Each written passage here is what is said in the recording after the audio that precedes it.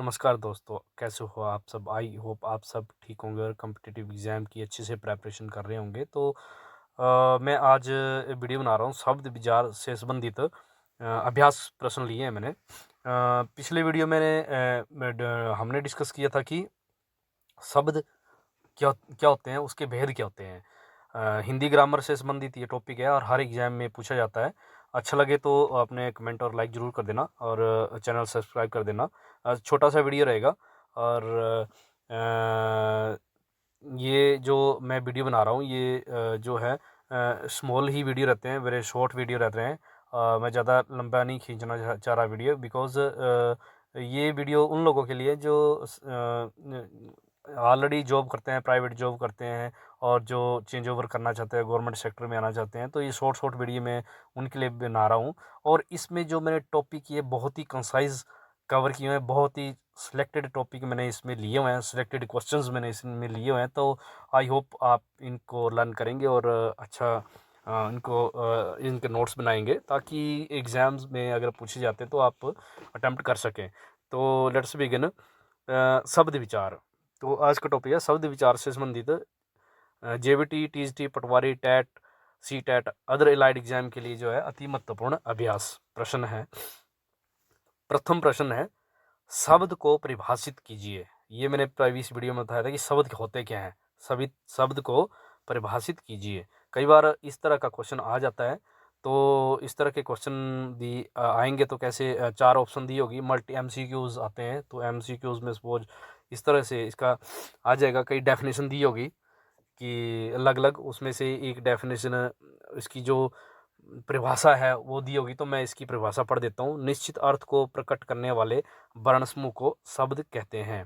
निश्चित निश्चित अर्थ को प्रकट करने वाले वर्ण समूह को शब्द कैसे हैं? शब्द भाषा की स्वतंत्र इकाई होते हैं, जैसे घोड़ा, पुस्तक, कमल आदि। नेक्स्ट, अर्थ के आधार पर शब्द के कितने भेद हैं? विस्तार पूर्वक बताइए। ये मैं इसलिए पढ़ रहा हूँ क्वेश्चन क्योंकि इस टाइप के जैसे मैंने परिभाषा पढ़ी तो इसमें क्या होगा कि ऑप्शन दी होगी तो आपको परिभाषा पता होगी तो आप इसको अटेम्प्ट कर पाएंगे। अब दूसरा क्वेश्चन है, अर्थ के आधार पर शब्द के कितने भेद होते हैं? अगर आपने ये पढ़ा होगा तो आप अटेम्प्ट कर पाएंगे, नहीं पढ़ा होता नहीं कर पाएंगे। इससे संबंधित जो प्रीवियस मेरा वीडियो है इसको देख लें, वहाँ इसका जो अगर वो देखा होगा तो आप इसको आंसर एकदम से कर पाएंगे। तो इसका अर्थ के आधार पर शब्द के भेद है। अर्थ के आधार पर सार्थक और निरर्थक, मैंने कल बताया था वीडियो में, प्रीवियस वीडियो में। सार्थक और अर्थ के आधार पर सार्थक। सार्थक शब्द वो होते हैं जिन जिन शब्दों का कोई अर्थ निकलता है तो उसे सार्थक शब्द कहते हैं, जैसे घर, कमल, नेहा, आयुष। निरर्थक शब्द जिन शब्दों में कोई अर्थ ही नहीं होता है, जैसे निरर्थक शब्द जैसे हमल, लमक, टर टर, बक बक, इन सारे निरर्थक निरर्थक शब्द हैं। तो अर्थ के आधार पर शब्दों के कितने भेद हुए? दो। आपको ऑप्शन दी होगी 2, 3, 4 ऐसा करके, तो आपने सिर्फ वही टिक करना है। अर्थ के आधार पर दो है तो दो में ही आपने टिक करना है। नेक्स्ट क्वेश्चन, शब्द किसे कहते हैं? ये है जो मैंने परिभाषा बताई थी आपको, इससे रिलेटेड क्वेश्चन ये आ गया, शब्द किसे कहते हैं? ये चार ऑप्शन दी हुई हैं, आपने इनमें से एक टिक करनी है। तो प्रथम है वर्णों के समूह को, क था ये। ख वर्णों के सार्थक मेल को। ग वाक्य में प्रयोग ये शब्दों को या वर्णों के जोड़ को। तो इसका जो आंसर होगा वो होगा ख, वर्णों के सार्थक मेल को हम क्या करते हैं? शब्द कहते हैं। ये इसका करेक्ट आंसर है, वर्णों के सार्थक मेल को क्या कहते हैं? शब्द कहते हैं। नेक्स्ट क्वेश्चन, विकार के आधार पर शब्दों के कितने भेद है? इस तरह का क्वेश्चन आएगा, या ये ऐसे भी आ सकता है, विकार के आधार पर शब्दों के भेद कितने कहे गए हैं? ऑप्शन दी होगी आपकी, क 2, ख 3, ग 4 और घ 5। तो आपको इसमें करेक्ट आंसर जो है टिक करना है और वहीं से है जो है रैंकिंग बनती है, वहीं से आपको नंबर मिलते हैं। तो इसका जो करेक्ट आंसर होगा वो होगा 2। विकार के आधार पर शब्दों के कितने हैं? 2 भेद है।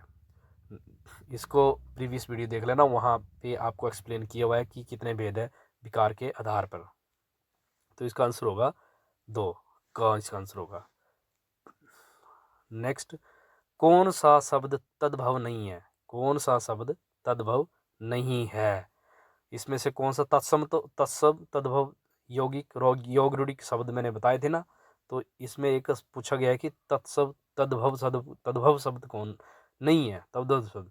तो इसमें ये ऑप्शन दी हुई है, क दही, ख सांप, घ गांव, घ रेडियो।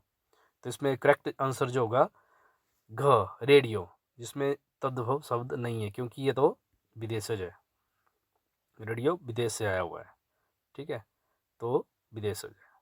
तो इसका करेक्ट आंसर हुआ घ। नेक्स्ट, उत्पत्ति के आधार पर शब्द कितने होते हैं? उत्पत्ति के आधार पर शब्द कितने होते हैं? ऐसे प्रश्न आएगा आपको और ऑप्शन दी होगी एमसीक्यू। मेरा सिर्फ बताने का मकसद यही है कि आप शब्द विचार को पढ़ लें, वर्ण विचार को पढ़ लें, जो मैंने वीडियो बनाया था, बिकॉज वहाँ से क्वेश्चन आता ही आता है और इस बड़ी लाइटली लेते हैं और यहीं से आता है क्वेश्चन और यहीं हम गलती कर जाते हैं। मैंने कई बार गलती की हुई है, तो इसलिए मैंने सिलेक्टेड क्वेश्चन जो है लिए हुए हैं। तो उत्पत्ति के आधार पर शब्द के भेद हैं। उत्पत्ति के आधार पर कितने शब्द के कितने भेद होते हैं? उत्पत्ति के आधार पर शब्द के भेद होते हैं 4। इसमें ऑप्शन दी हुई है, क 5, ख 2, घ 3 और घ 4। तो 4 उत्पत्ति के आधार पर, जैसे मैंने बताया ना आपको भी, देशज विदेशज तद्भव तत्सम। नेक्स्ट क्वेश्चन, तद्भव शब्द कौन होते हैं? तद्भव शब्द कौन होते हैं? इस तरह का भी क्वेश्चन आ जाता है। ये तद्भव शब्द हमने पूछा कि पहले तो पिछले क्वेश्चन में था ना कि तद्भव शब्द कौन है, उसमें शब्द 3-4 दिए हुए थे। जैसे मैं आपको स्लाइड दिखाता हूँ यहाँ पे, ये तद्भव शब्द कौन है, ये से 4 पूछे थे। अब नेक्स्ट क्वेश्चन जो इन्होंने पूछा हुआ है, इन्होंने पूछा तद्भव शब्द कौन से होते हैं। तो इसमें सिर्फ डेफिनेशन दी हुई है और आपने वही टिक करना है। डेफिनेशन नहीं पता है तो प्रीवियस वीडियो प्लीज़ आप एक बार देख लें, वहाँ से आपको क्लियर हो जाएगा। तो तद्भव शब्द कौन होते हैं? जो शब्द संस्कृत भाषा से कुछ बदलकर हिंदी में प्रयोग होते हैं, जो शब्द हिंदी भाषा से कुछ बदलकर संस्कृत में प्रयोग होते हैं, जो विदेशी भाषाओं से हिंदी में प्रयोग किए जाते हैं, या जो दो भाषाओं से मिलकर बनते होते हैं। इस तरह से आपको 4 ऑप्शन दी होगी, आपको टिक करना है एक, और इसका करेक्ट आंसर रहेगा ए। जो शब्द संस्कृत भाषा से कुछ बदलकर हिंदी में आ जाते हैं उनको तद्भव बोलते हैं। जो संस्कृत में जैसे थे जैसे ही वैसे ही संस्कृत में आ जाते हैं उनको बोलते हैं तत्सम। पर ये तद्भव, क्योंकि ये जैसे हस्त से हाथ, ठीक है, ये तद्भव शब्द आ गए। नेक्स्ट क्वेश्चन करता हूं मैं, जो शब्द क्षेत्रीय प्रभाव के कारण हिंदी में आवश्यकता अनुसार प्रयोग किए जाते हैं वो कहलाते हैं, कौन से कहलाते हैं वो? तत्सम, तद्भव, तत्सम, देशज, तद्भव या आगत। जो शब्द क्षेत्रीय प्रभाव के कारण हिंदी में ही आवश्यकता अनुसार प्रयोग, मतलब जो क्षेत्रीय थे और हिंदी में प्रयोग हो जाते हैं, उन शब्दों को क्या बोलते हैं? इन शब्दों को हम बोलते हैं देशज, क्योंकि जो देश में ही उत्पन्न हुए और हिंदी में ही आने लगे, क्षेत्र में ही उत्पन्न हुए और हिंदी में इंक्लूड हो गए, वो उनको बोलते हैं हम देशज। देशज शब्द वेरी वेरी इंपॉर्टेंट। नेक्स्ट, भाषा, ये मैंने किसी बुक से लिया हुआ है और मैं कई बार इसको पढ़ के जाता था। भाषा की सबसे छोटी इकाई है, कई बार आ चुका है ये प्रश्न ना, आप एक बार देख लें। भाषा की सबसे छोटी इकाई कौन सी है? भाषा की सबसे छोटी इकाई कौन सी है? भाषा की सबसे छोटी इकाई में ऑप्शन दिया हुआ है, ए वर्ण, बी वाक्य, सी शब्द और डी ध्वनि। तो इसमें करेक्ट आंसर होगा सी शब्द। भाषा की सबसे छोटी इकाई है शब्द। भाषा की सबसे छोटी इकाई है शब्द। और जो स्वर है वो जो किसी की सहायता नहीं से नहीं बोले जाते हैं, स्वर वो इंडिपेंडेंट होते हैं, वो वर्णमाला में है, वो स्वर होते हैं। जो कि स्वरों की सहायता से बोलने वाले वर्ण को क्या बोलते हैं? व्यंजन। व्यंजन, उनका कोई आगे खंडन नहीं होता है स्वरों का। तो अब भाषा की सबसे छोटी, भाषा की सबसे छोटी इकाई कौन सी है? शब्द। नेक्स्ट, टर शब्द है। टर मैंने बताया था कि टर कौन सा शब्द है? सार्थक शब्द है, कैसे कोई मीनिंग निकला है? निरर्थक, तत्सम या तद्भव। तो इससे टर से कोई अर्थ नहीं निकला है, इसलिए इसका आंसर जो होगा बी, निरर्थक। ये ए भी गलत होगा, सी भी गलत होगा, डी भी गलत होगा और इसका आंसर होगा बी। तो इस तरह से क्वेश्चन जो है शब्द विचार से आते हैं।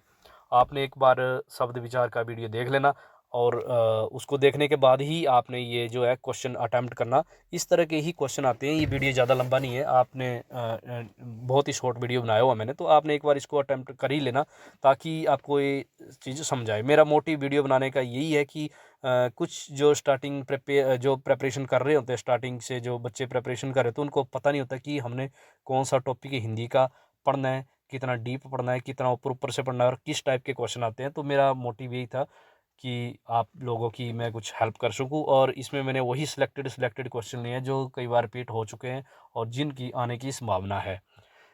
तो आप लोग टच में रहिए, अपडेट रहिए और कॉम्पिटिटिव एग्ज़ाम की प्रेपरेशन करते रहिए। Thank you.